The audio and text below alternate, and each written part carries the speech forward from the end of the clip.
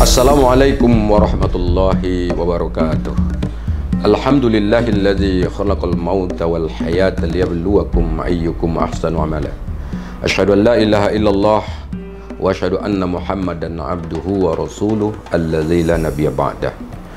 Qala Allah subhanahu wa ta'ala fil Qur'anil azim. A'udzu billahi minasy syaithanir rajim. Bismillahirrahmanirrahim. Ala bizikrillahi tatma'innul qulub. Wa qala Allahu aidan fi ayatil ukhra. A'udzu billahi minasy syaithanir rajim. Bismillahirrahmanirrahim. Ya ayyatuhan nafsul mutmainnah irji'i ila rabbiki radiyatan mardiyah fadkhuli fi ibadi wadkhuli jannati. Amma ba'du. Saudara-saudaraku yang dirahmati Allah, tentu kita harus memanjatkan puji syukur kehadirat Allah Subhanahu wa taala karena pada hari yang berbahagia ini kita masih diberikan anugerah yang luar biasa besar. Antara lain anugerah umur yang dipanjangkan kepada kita sehingga kita bisa masih menikmati iman dan Islam.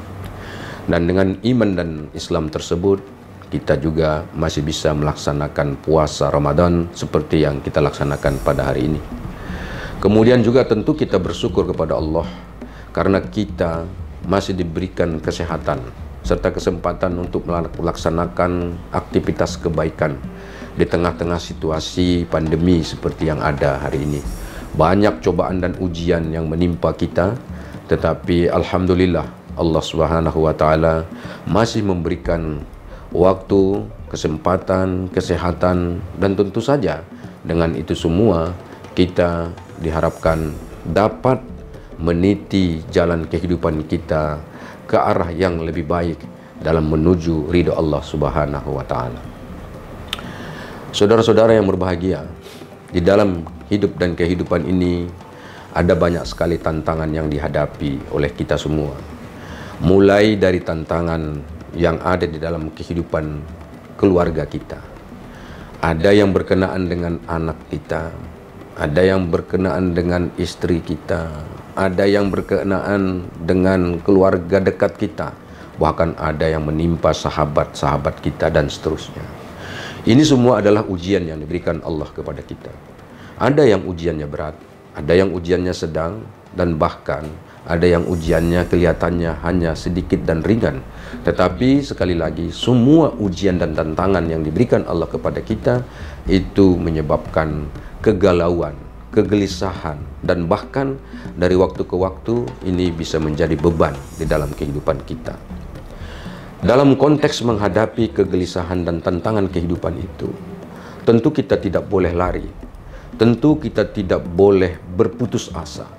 Karena Allah Subhanahu wa taala melarang kita untuk berputus asa. Wala tai'asu min rahillah, hendaklah kita tidak boleh berputus asa dari rahmat Allah Subhanahu wa taala. Lalu saudara, apa tuntunan dan ajaran yang diberikan oleh Islam kepada kita dalam menghadapi cobaan ujian yang datang silih berganti di dalam kehidupan kita? Tentu ujian dan cobaan itu harus kita hadapi, bukan kita hindari. Tentu harus kita syukuri karena kita menganggap bahwa ujian dan cobaan itu adalah bentuk kasih sayang Allah kepada kita karena kita dianggap mampu untuk menghadapi ujian dan cobaan tersebut. Di dalam Al-Quran, seperti yang saya bacakan di awal ceramah ini, Allah Subhanahu wa taala berfirman, "Ala bizikrillahi tatma'innul qulub." Hanya dengan zikir kepada Allah, hanya dengan mengingat Allah, hati kita akan menjadi tentram. Jadi saudara, andai kata ada masalah yang kita hadapi, ada problematika kehidupan yang berat yang datang kepada kita, maka kita harus kembali kepada Allah, harus mengingat Allah bahwa semua yang datang itu betul-betul datang dari Allah Subhanahu wa taala. Dan kalau kita zikir kepada Allah, ingat kepada Allah, maka hati kita akan menjadi tenang. Mengapa hati kita menjadi tenang? Karena kita merasa bahwa di dalam kehidupan ini kita tidak sendiri. Di dalam kehidupan kita ini selalu ada bantuan dari Allah Subhanahu wa taala. Allah selalu menyayangi hamba-hambanya. Allah selalu menyayangi seluruh kita yang ada di alam semesta ini. Itulah sifat Ar-Rahman, itulah sifat Ar-Rahim yang dimiliki Allah Subhanahu wa taala. Dan karena itu tentu mengingat Allah ini adalah satu panduan yang total yang harus kita lakukan. Bagaimana cara kita mengingat Allah? Mengingat Allah itu pertama tentu melaksanakan seluruh perintah-perintah Allah. Yang kedua, menjauhi segala larangan-larangan Allah. Apa perintah Allah? Ya tentu misalnya kita harus melaksanakan sholat seperti yang diperintahkan kepada kita. Kita harus melaksanakan puasa, kita harus melaksanakan zakat, melaksanakan haji, dan tentu yang tidak lupa pula kita harus selalu zikir kepada Allah dalam bentuk zikir yang qauliyah. Misalnya subhanallah walhamdulillah wala ilaha illallah wallahu akbar, dan ditambah dengan zikir-zikir lainnya. Dengan pelaksanaan ibadah seperti ini, maka semua masalah yang kita hadapi itu kita kembalikan kepada Allah. Kita berharap agar Allah Subhanahu wa taala dapat memberikan bantuan yang kita harapkan dapat menyelesaikan problematika kita. Maka banyak ulama yang mengajarkan kepada kita agar kita selalu tunduk dan berserah diri kepada Allah bahkan di tengah malam, yaitu dengan melaksanakan sholat malam, sholat tahajud. Dan di sana tentu kita akan bisa mengadukan berbagai macam persoalan kehidupan yang kita hadapi. Nah, saudaraku yang dirahmati Allah, zikir inilah yang saya kira penting menjadi panduan kita. Sehingga dengan demikian Allah akan menyayangi kita.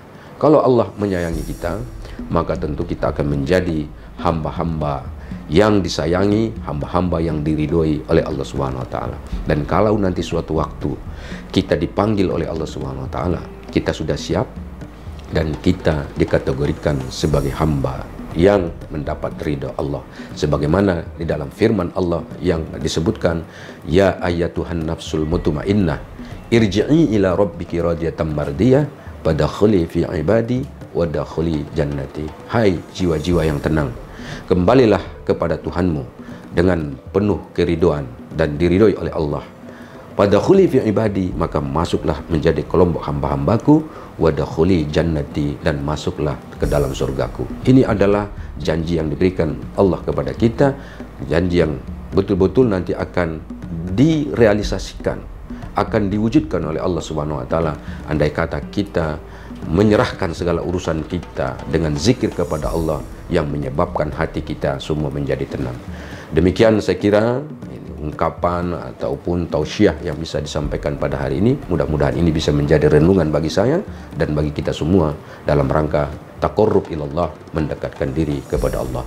Nasrun minallahi wa fathun qarib wa basyiril mu'minin. Wassalamualaikum warahmatullahi wabarakatuh.